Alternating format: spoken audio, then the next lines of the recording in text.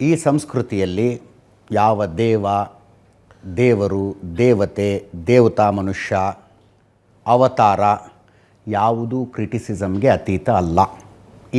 ಈ ನೆಲದ ಸಂಸ್ಕೃತಿಯಲ್ಲಿ ಎಲ್ಲರೂ ಕೂಡ ಲೌಕಿಕ ಜಗತ್ತಿನ ಪ್ರಶ್ನೆಗಳನ್ನು ಎದುರಿಸಿ ಶುದ್ಧರಾಗಿಯೇ ಬರಬೇಕು ಅನ್ನುವಂಥದ್ದು ಈ ಸಂಸ್ಕೃತಿಯಲ್ಲಿ ನಡ್ಕೊಂಡು ಬಂದಿದೆ. ಅದಕ್ಕೆ ನಾವು ಧೈರ್ಯವಾಗಿ ಕೇಳ್ತೀವಿ, ರಾಮ ಹೆಂಡ್ತಿನ ಇದಕ್ಕೆ ಕಳಿಸ್ಬೋದಾಗಿತ್ತಾ, ವನವಾಸಕ್ಕೆ ಕಳಿಸ್ಬೋದಾಗಿತ್ತಾ, ರಾಮ ಅಗ್ನಿ ಪ್ರವೇಶ ಮಾಡಬಹುದಾಗಿತ್ತಾ, ಸೀತೆ ಅಗ್ನಿ ಪ್ರವೇಶ ಮಾಡಿಸ್ಬೋದಾ, ಇದು ಹೆಣ್ಣಿನ ಮೇಲೆ ದೌರ್ಜನ್ಯ ಅಲ್ವಾ? ಆ ಪ್ರಶ್ನೆಗಳನ್ನು ಕೇಳೋ ಅಧಿಕಾರ ನಮಗಿದೆ ರೀ. ಕೃಷ್ಣ ಎಷ್ಟು ಮದುವೆ ಮಾಡ್ಕೊಂಡು ಅವನು ಮಾಡಿದ್ದು ರಾಸಲೀಲೆ ಅಲ್ವಾ ಅಂತ ಕೇಳೋ ಅಧಿಕಾರ ನಮಗಿದೆ. ಇಲ್ಲಿ ನಮ್ಮ ದೇವತೆಗಳು, ನಮ್ಮ ಧರ್ಮ ಗ್ರಂಥಗಳು, ನಮ್ಮ ಆಚರಣೆಗಳು, ಹಬ್ಬಗಳು, ಸಂಪ್ರದಾಯಗಳೆಲ್ಲವೂ ಕೂಡ ಇಂಥ ವಿಮರ್ಶೆಯನ್ನು, ಪ್ರಶ್ನೆಗಳನ್ನು ಎದುರಿಸಿ ಶುದ್ಧವಾಗಿ ಮೇಲೆ ಬಂದಿರುವಂಥದ್ದೇ. ಮುಂದೆ ಶತಮಾನಗಳ ಕಳೆದರೂ ಕೂಡ ನಮ್ಮ ದೇವರು ವಿಮರ್ಶೆಗೆ ಓಪನ್ನು, ನಮ್ಮ ನಂಬಿಕೆಗಳು ವಿಮರ್ಶೆಗೆ ಓಪನ್ನು. ಅಲ್ಲಿ ಅಪನಂಬಿಕೆಗಳು ಮತ್ತು ಅಶುದ್ಧತೆಗಳು ಇದ್ರೆ ಅಲ್ವಾ ಶುದ್ಧತೆಯನ್ನು ತೋರ್ಪಡಿಸಬೇಕಾಗಿರೋದು.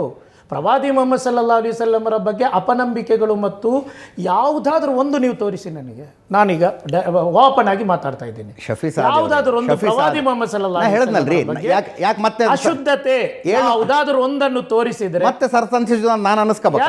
ಯಾರು ನಿಮ್ಮೊಟ್ಟಿಗೆ ನಾವಿರ್ತೀವಿ. ಯಾವುದಕ್ಕೆ ತಲೆ ಕಡಿಯುವವನು ನಮ್ಮವನಲ್ಲ. ಮನೆಯಿಂದ ಆಫೀಸಿಂದ ಮನೆಗೆ ಓಡಾಡುವಾಗ ನೀವು ಇರ್ತೀರಾ? ನಾನು ಕೇಳ್ತಾ ಇರೋದು ಇಲ್ಲಿ ಇದೆ ಅಂದ್ರೆ ಪೊಲೀಸ್ ಪ್ರೊಟೆಕ್ಷನ್ ಅಲ್ಲಿ ಬದುಕಿ ಈಗ ಏನ್ ಹೇಳ್ಬೇಕು ಹೇಳಿ ಅಂತ. ನೀವು ಪೊಲೀಸ್ ಪ್ರೊಟೆಕ್ಷನ್ ಬದುಕಿ ಈಗ ಏನ್ ಹೇಳ್ಬೇಕು ಹೇಳಿ ಅಂತ. ಭಾರತದಲ್ಲಿ ಒಂದು ಸಂವಿಧಾನ ಇದೆ.